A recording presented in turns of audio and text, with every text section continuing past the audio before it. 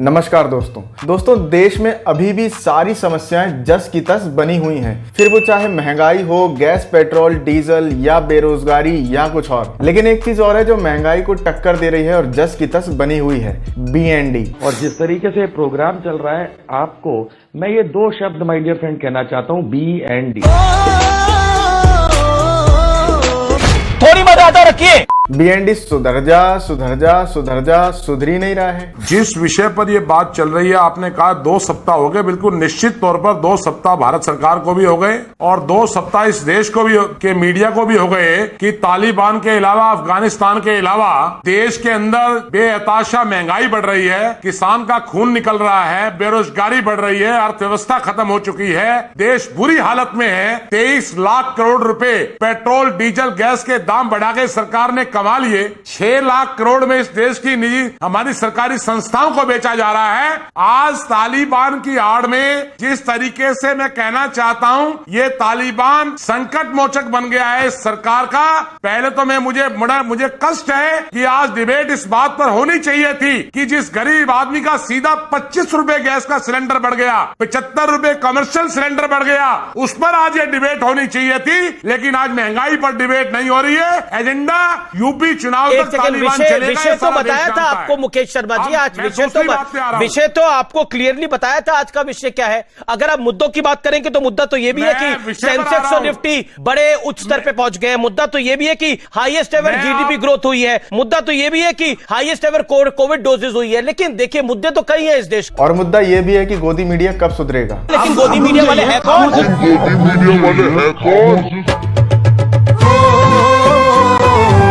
दोस्तों, किसी जमाने में रूबी का लियाकत को फूटी आंख भी नहीं सुहाते थे नसीरुद्दीन शाह, लेकिन अब वो उनको सलाम कर रही हैं। खबरदार, अब बहुत हो गया। क्योंकि नसीरुद्दीन शाह साहब ने कुछ ऐसी बात बोली है जो कुछ रूबी का लियाकत को सूट करती है। लेकिन सिर्फ कुछ, क्योंकि जितनी भी बात नसीरुद्दीन शाह साहब ने बोली है वो काफी पते की बात है, खासकर भारतीय मुसलमानों के लिए। हालांकि अफगानिस्तान में तालिबान का दोबारा हुकूमत पा लेना दुनिया भर के लिए फिक्र का बायस है। इससे कम खतरनाक नहीं है हिंदुस्तानी मुसलमानों के कुछ तबकों का उन वहशियों की वापसी पर जश्न मनाना। आज हर हिंदुस्तानी मुसलमान को अपने आप से ये सवाल पूछना चाहिए कि उसे अपने मजहब में इस्लाह, रिफॉर्म और जिद्दत पसंदी, मॉडर्निटी चाहिए या पिछली सदियों के वहशीपन का इक़दार, वैल्यूज। मैं हिंदुस्तानी मुसलमान हूँ और जैसा कि मिर्जा गालिब एक अरसा पहले फरमा गए हैं, मेरा रिश्ता अल्लाह मियाँ से बेहद बेतकल्लुफ है। मुझे सियासी मजहब की कोई जरूरत नहीं है। हिंदुस्तानी इस्लाम हमेशा दुनिया भर के इस्लाम से मुख्तलिफ रहा है और खुदा वो वक्त न लाए कि वो इतना बदल जाए कि हम उसे पहचान भी न सकें। दोस्तों, अब नसीरुद्दीन शाह साहब की कही एक बात रूबी का लियाकत और उसके जैसे दूसरे गोदी मीडिया के एंकरों को अच्छी लग रही है। और यही वो गोदी मीडिया है जो कुछ अरसे पहले तक नसीरुद्दीन शाह साहब को गाली देते थक नहीं रहा था। खुद रूबी का लियाकत उनकी कही बातों को ड्रामा बता रही थी, जब वो भारत में हिंदू और मुस्लिम के बीच में फैल रही नफरत के ऊपर अपनी टिप्पणी दे रहे थे। तब वो शो कर रही थी कि नसीर का डर है या ड्रामा। लेकिन आज वही रूबी का लियाकत ट्वीट कर रही है कि सलाम आपको नसीरुद्दीन शाह। खैर, किसी बात पे सही, लेकिन ये नसीरुद्दीन शाह साहब से इत्तेफाक रखा तो सही। सच बताइए, why don't you get tired? आप थकते क्यों नहीं?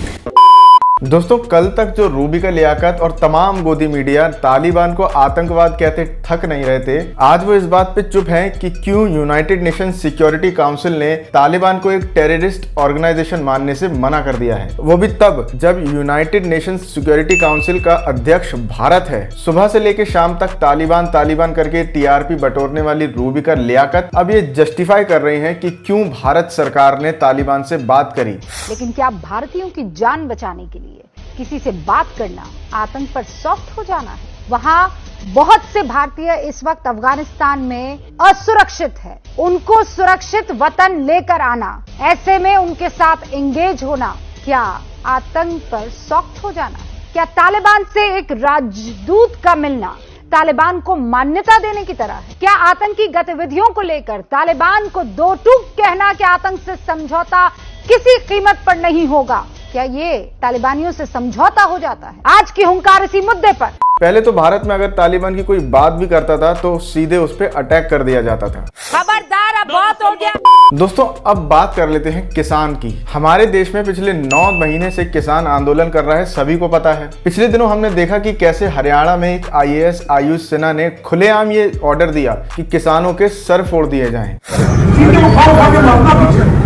कोई डाउट नहीं है, कोई डायरेक्शन की जरूरत नहीं है। और उसके बाद कई किसानों के सर फोड़े भी गए। उसके बाद उस IAS का जम के विरोध हुआ। हरियाणा के डिप्टी CM ने भी ये कहा कि उस IAS पे कार्रवाई की जाएगी। IAS अफसर का वीडियो वायरल हुआ है, जरूर कार्रवाई होगी। उस IAS पे कार्रवाई हो तो गई है, लेकिन कुछ अलग तरीके से। अब उस IAS को जिसने किसानों के सर फोड़ देने का ऑर्डर दिया था, उसको खट्टर सरकार ने अतिरिक्त सचिव बना दिया है। तो ये उसको सजा मिल गई है, कार्रवाई हो गई है। अब आप खुद सोचिए, एक IAS जिसकी नस नस में हिंसा बसी हुई है, उसको उन्होंने सचिव का पद दे दिया है। और अब तो बीजेपी से जुड़े लोग भी धीरे धीरे बीजेपी की पोल खोल रहे हैं। पिछले दिनों बीजेपी से जुड़ी सपना चौधरी ने भी अब किसान आंदोलन का खुले में समर्थन कर दिया है और ये बोला है कि मोदी जी को किसानों की बात सुननी चाहिए और उनके ऊपर जबरदस्ती कोई भी कानून नहीं थोपने चाहिए। किसानों को परेशान ना कीजिए और उनको नहीं चाहिए, कोई कानून नहीं चाहिए, उनको खुले रहने दीजिए आप और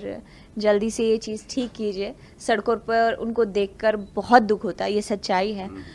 मैंने काफ़ी बार आते जाते उनको देखा है, तो आपको नहीं करना चाहिए ये सब, क्योंकि अभी थोड़े दिन पहले भी काफ़ी डंडे पड़े हैं उनको का, तो नहीं अच्छा लगता ये चीज़ें। और हिंदुस्तान हमारा, हिंदुस्तान के लोग हमारे हैं, परिवार है ये भी। तो अगर मेरी अपील से फ़र्क पड़ता है तो मैं सरकार से ये अपील करूँगी कि सब कुछ जल्दी जल्दी ठीक कीजिए। दोस्तों सिर्फ सपना चौधरी ही नहीं, बीजेपी के ही नेता सांसद रह चुके सुब्रमण्यम स्वामी ने भी मोदी सरकार पे बेरोजगारी को लेके सवाल उठा दिए हैं। वैसे सुब्रमण्यम स्वामी भाजपा के इकलौते ऐसे नेता हैं जो समय समय पर जनता से जुड़े मुद्दों के ऊपर मोदी सरकार की टांग खींचते रहते हैं। वो जो संचालन फाइनेंस मिनिस्ट्री का हुआ है, उससे सबको दुख हुआ है, हम लोगों को भी दुख हुआ है। तो जैसे टैक्सेस को बढ़ाए गए, फिर ये GST, इस सब में इतना कागज़ का काम करा दिया। नोटबंदी कल्पना अच्छी थी, परंतु कोई तैयारी फाइनेंस मिनिस्ट्री से नहीं थी। हमारे देश में कोई इकोनॉमिक्स जानने वाला वित्त मंत्री था तो वो मनमोहन सिंह था। और वहीं कुछ भाजपा नेताओं का ये हाल है कि वो मोदी जी की भक्ति में लीन हैं। जरा आप इस पोस्टर को तो देखिए। वैक्सीन लगवाई क्या? हाँ, मोदी जी ने लगवा दी। मतलब कुछ हो या ना हो, थैंक यू मोदी जी चलता रहना चाहिए। डूब मरो मेरे देश की सरकार चलाने वालों, डूब मरो, आपको शर्म आनी चाहिए। तो दोस्तों आई होप आपको ये वीडियो पसंद आया होगा। वीडियो पसंद आया हो तो वीडियो को शेयर करें, लाइक करें और चैनल को सब्सक्राइब जरूर कर लें। तो ऐसे सवालों को करने के लिए देखिए, एक तो बेसिक ट्रिक है, एक तो लाइक और शेयर ठोक दीजिए, महाकाल का लाइक और शेयर ठोक दीजिए। पूरा साल मेहनत करता हूं आपके लिए बेटा, ऐसा नहीं चलेगा, ऐसा नहीं चलेगा।